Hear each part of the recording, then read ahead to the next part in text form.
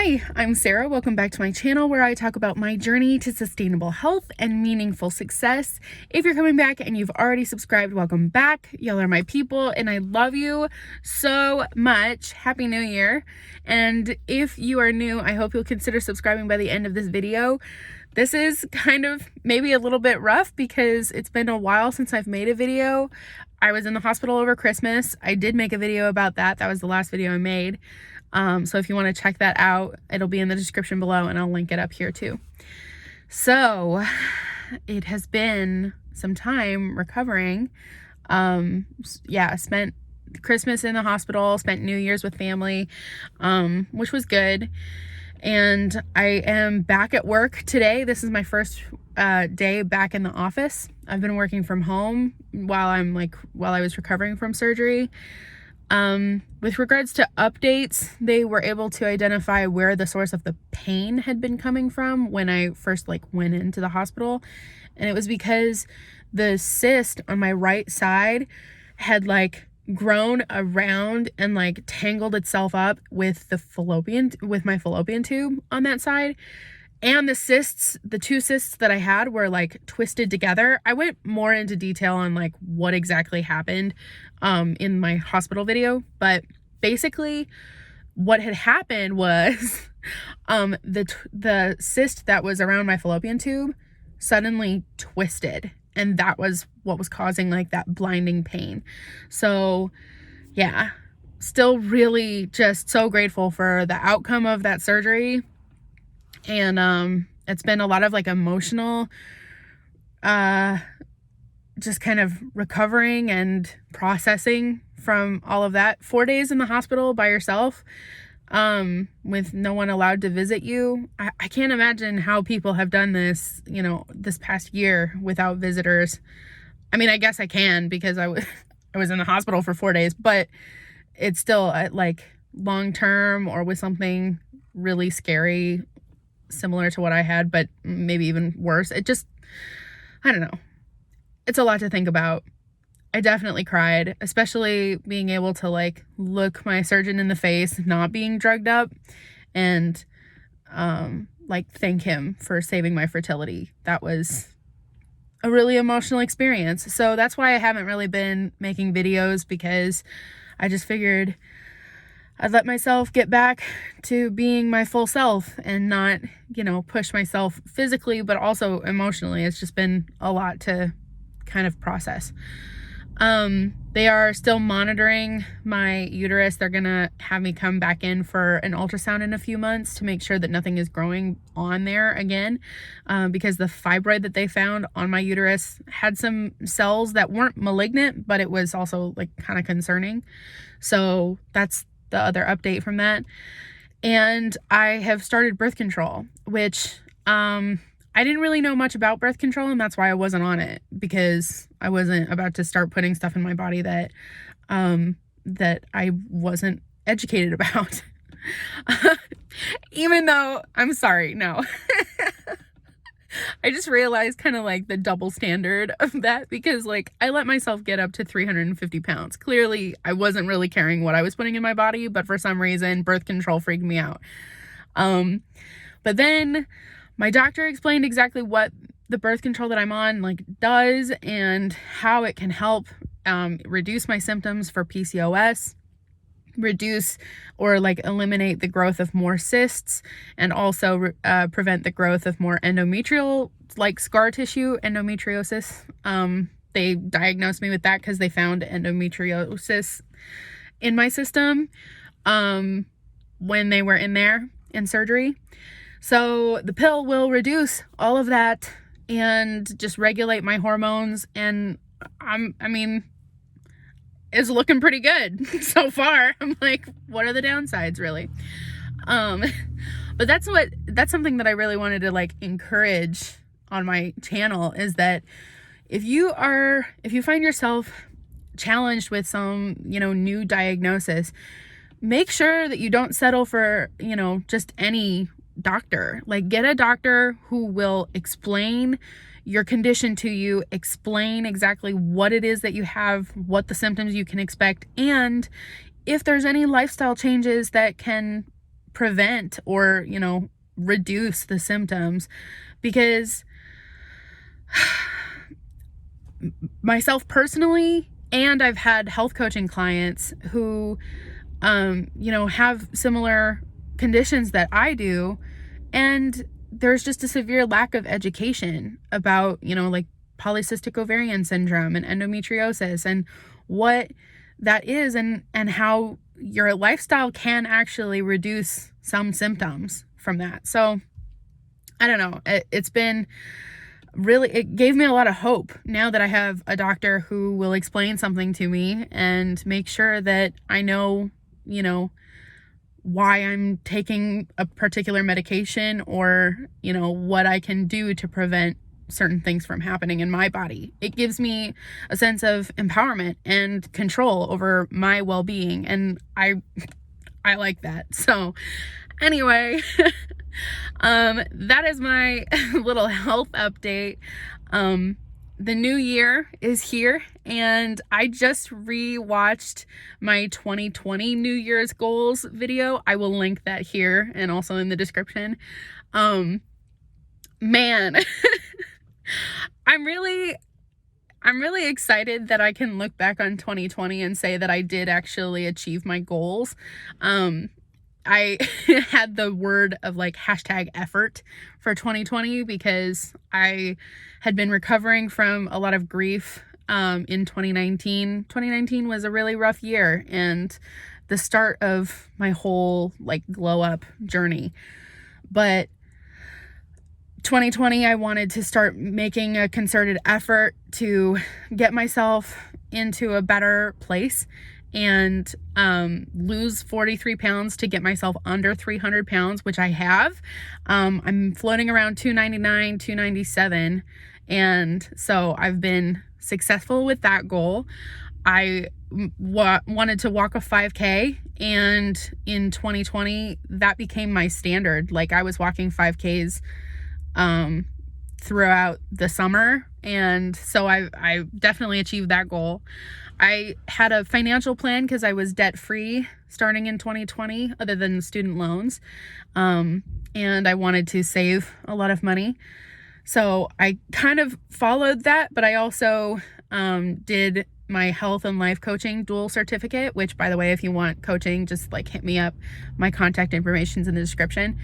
But yeah, so I went and did my certificate, which cost more money, but my financial plan has worked out that then I moved back in with my parents and saved a lot of money. So now this month I'm able to pay off my student balance for that.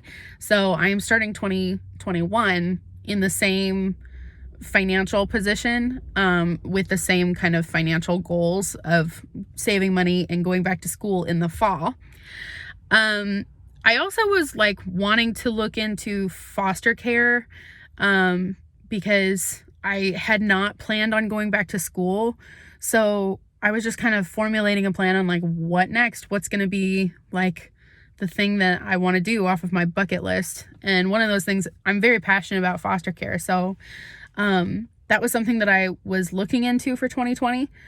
But the plans changed, and it'll be some foster care I definitely still see in my future, but I don't, plan on that in this season of my life as a single woman getting her life together. So that is how 2020 ended up for my goals.